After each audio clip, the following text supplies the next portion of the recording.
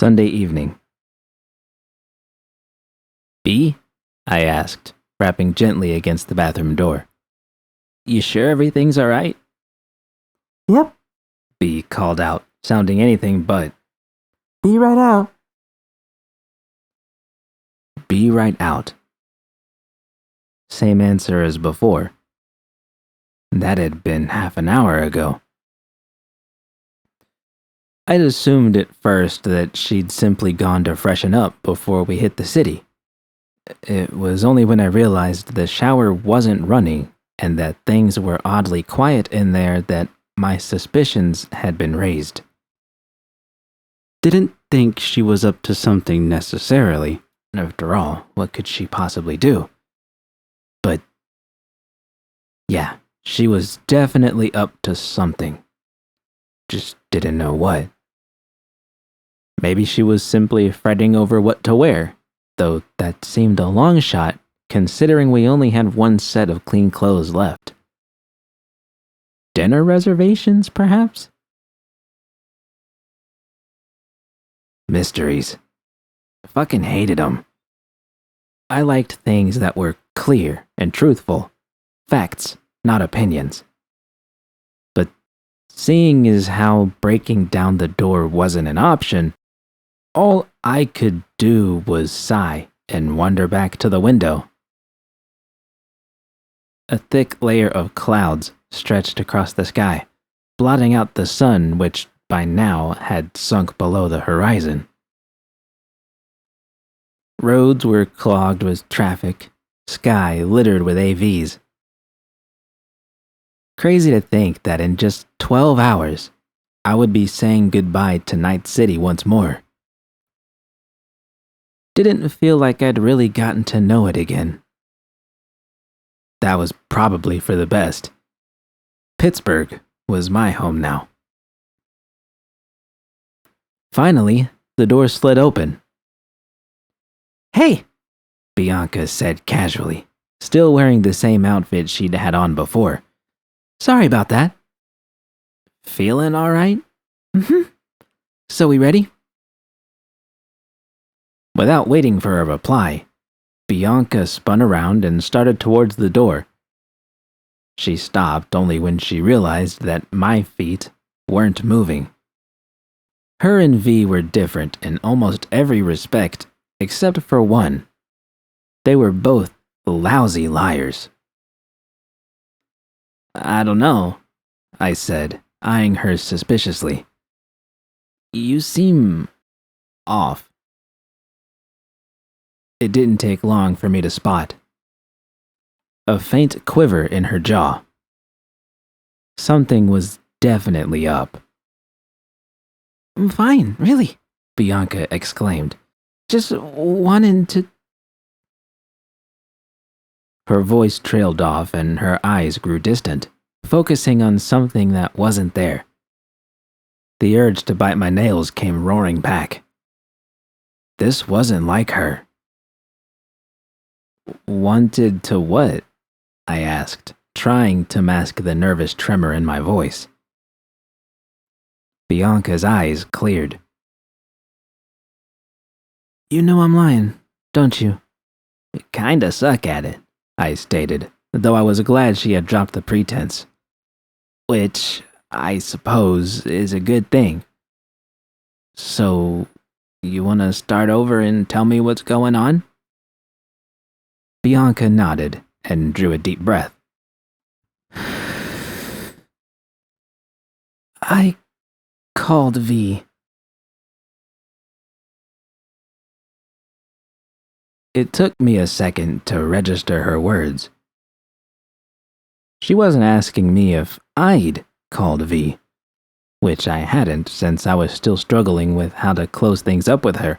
No, she called V. Which didn't make a damned bit of sense. Called her? About what?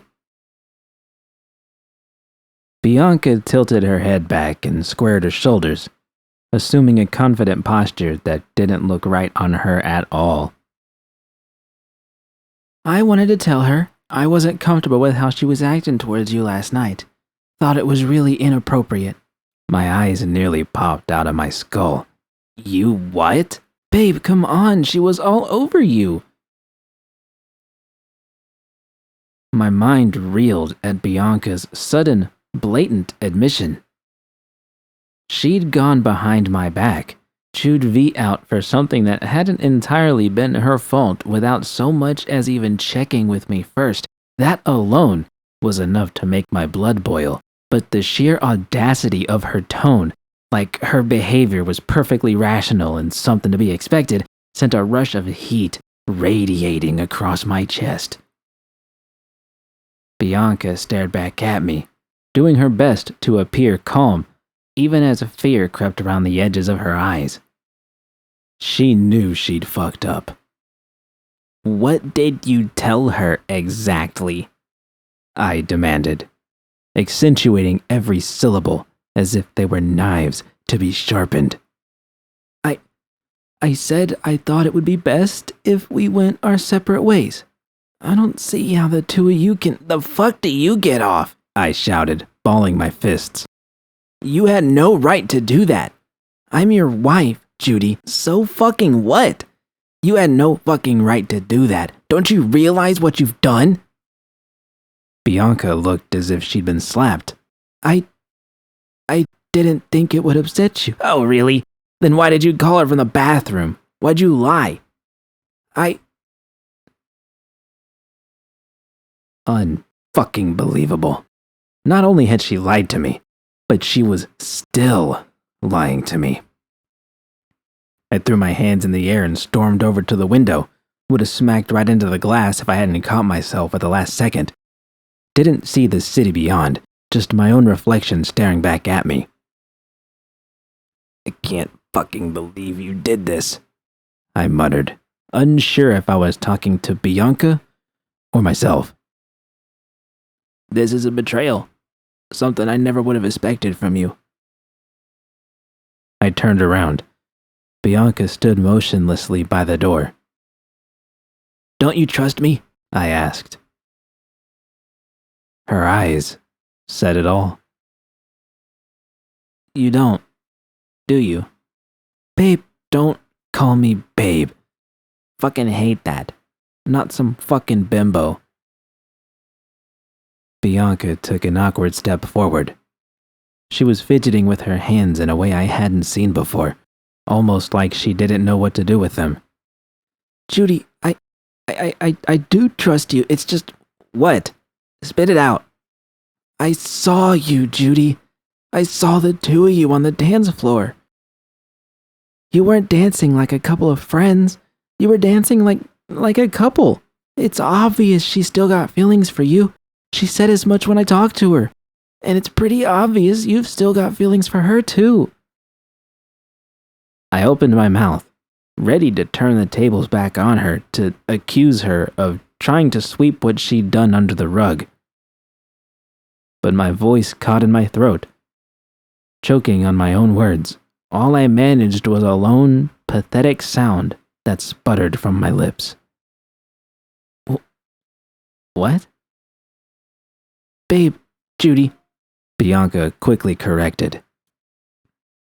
I'm not blind. Please don't treat me like I am. I'm not. My voice trailed off. I couldn't say it.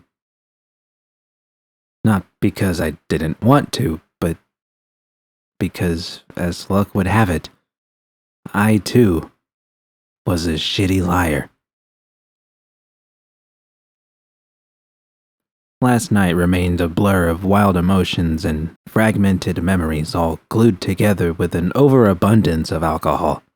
Was still dealing with the lingering hangover that had racked my brain for much of the morning. But as disjointed as everything was in my head, a few things stuck out. Things that no amount of intoxication could drown out.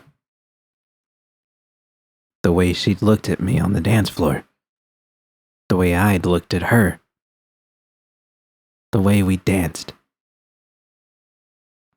I suddenly realized she was right. I did still have feelings for her. Fuck. And look, Bianca continued. feelings I can get. It's not like I don't think about Michael every now and again. He was my first love, so I get it. But Bianca rubbed her eyes. She was on the verge of crying, which made me feel like the most horrible person in the world. Worse than any of the scum wandering the streets, worse than any of Bianca's exes who, one by one, had broken her heart over and over again. How could I not? I hadn't cheated on her behind her back. I'd flaunted it right in front of her and hadn't even realized I'd been doing it. V, the same V who had made me feel things I'd never felt before, the same V who'd caused me so much heartache, had been standing right there like something out of a fantasy. And I'd indulged in that fantasy. Bianca didn't deserve that. No one did. She deserved someone who was honest with her, even if that honesty came with a price. My expression softened. I walked over to her and took her hand into my own. She didn't jerk her arm away, but her fingers weren't as pliant as they usually were. I guided her to the bed and sat down, inviting her to do the same. Brought my face close to hers, knowing that no amount of closeness or compassion on my part could make up for what I'd done. I'm really sorry. I really am. You're right. I guess I do still have some feelings for her, but you don't need to worry about that, because I'm married to you, do you understand? Not V, you. I searched her eyes. She desperately wanted to believe me. Hell, I wanted to believe me. And a part of me did because it was true. I was married to her. I had chosen her. But we both understood now that she hadn't been my first choice.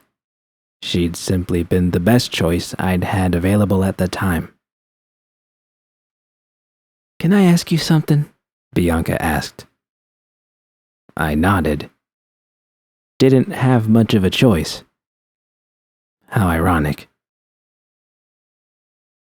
If V had come back into your life sooner, before we'd gotten married, would you have still married me? The answer boomed across my skull resoundingly, just as the bells of Laguna Bend had done when I was a child. Never mind, Bianca quickly said, almost as if she sensed what my real answer, would be. It's not a fair question. Judy, I know I crossed the line, and I'm sorry. Maybe I'm just too fucked up to know how to trust someone.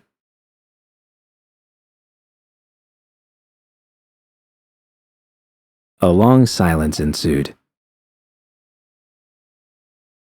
Unlike all the other awkward moments we'd shared where neither of us had known what to say, this one felt natural, as if we both understood that something had fundamentally changed between us and that nothing we could say would undo that. She had lied to me. I had lied to her. And all it had taken for the very foundation of our marriage to be shaken was just a few hours in V's presence. What did that say about me? About us? Minutes passed. We sat there, staring off into space, both contemplating what to do next. Once it became apparent that this wasn't something I could figure out on my own, I set aside my own fears and forced myself to shatter the silence. So, where do we go from here? Bianca's eyes drifted towards the PD equipment on the desk. I want to see this scroll of you and V. I need to, Judy, Bianca begged. Need to know if what we got is what you want me to believe it is. What I want to believe it is. I've never loved someone as much as you. I know that. I just need to know if you've never loved someone as much as me. I could feel my resolve melting away, even as a growing sense of dread took hold of me. She didn't know what she was asking for. And my words not enough? I countered, desperate to talk her out of it. You tell me. You just admitted to still having feelings for her even after telling me on Friday that you didn't. Damn it. She had a mind like a steel trap. I had told her that, and now here I was, just 2 days later, stating the exact opposite. No wonder she had resorted to calling V behind my back. She was having to deal with a woman who couldn't even be honest with herself, much less her ex. This had to stop. No more indecision, no more wondering what if. I'd made my choice. So had V. This was my life now, and it was a damn good life to be living. I had a wife, a home, a fledgling business, and, most importantly, a future. I'd cracked the door open to the past, taken a peek at what lay beyond. Now it was time to close that door shut, once and for all. Guess we both got caught lying, I mused before shooting her a nervous glance. You really want to watch it? Bianca nodded. All right. I hope you can understand I don't want to be around when you do.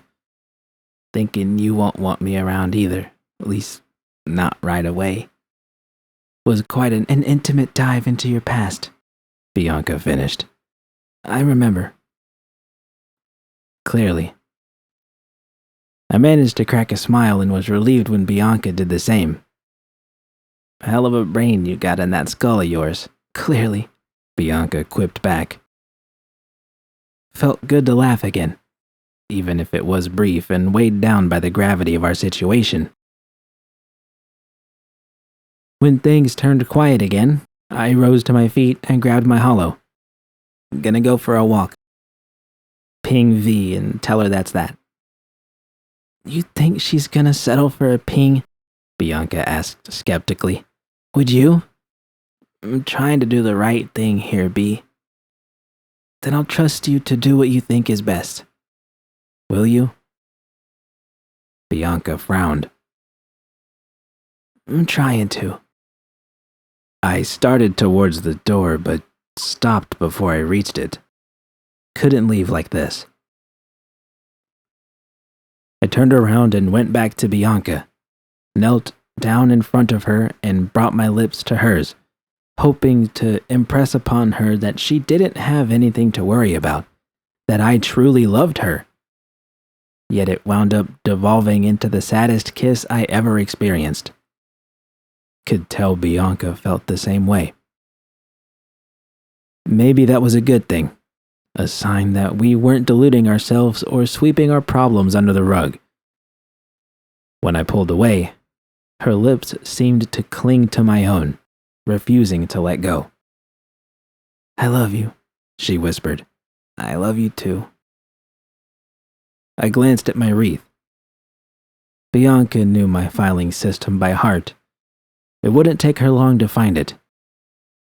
With one final squeeze of her hand, I rose to my feet and left.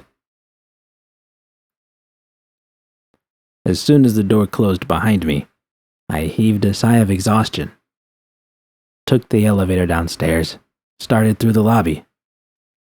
Didn't have a destination in mind, just kept moving until I found myself walking down Senate Avenue.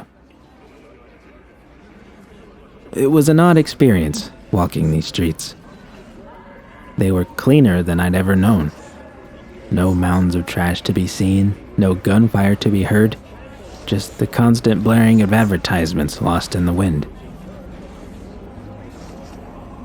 Once I had a good script in mind, I shot V a quick apology. Felt like the right way to start. Hey, sorry I didn't ping you earlier. B told me what happened. Sorry she came at you like that. Think she's sorry too. We're all sorry. I stared at my screen, waiting for those 3 little dots to appear.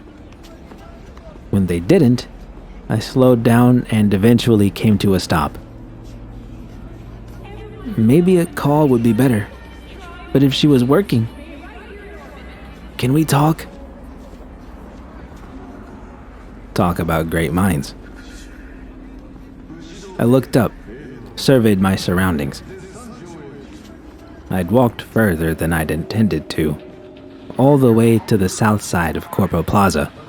Could almost see the dilapidated remnants of Dogtown off in the distance. A tale of 2 cities indeed. Bianca had to be deep in my memory of Laguna Bend by now. No reason not to kill a little more time. I'll call you.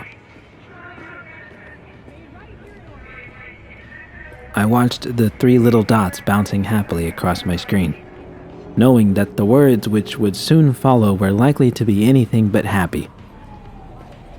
I really didn't want to hurt her feelings, not when she'd already been through so much. But this was the only way to move forward. It had always been the only way forward. No amount of reminiscing or reconnecting would ever change that. She would understand. I mean face to face. Just finished my shift. Not looking to cause any trouble. Can swing by the hotel and meet you in the lobby. Won't take long, I promise. My response was short and direct. Had to be. Anything more and I might hesitate. K. V didn't reply. Didn't have to. Not when there was still so much to say that shouldn't be said over the holo. With a deep breath, I turned around and started making my way back to the hotel. An eerie numbness came over me, an odd contrast to our first reunion just a couple of days earlier. I'd felt so nervous back then, anxious and excited at the same time. Now, I felt nothing, just a sense of purpose driving me forward. The wandering soul phase of my life was nearing an end. What the next phase was that awaited me, I didn't know.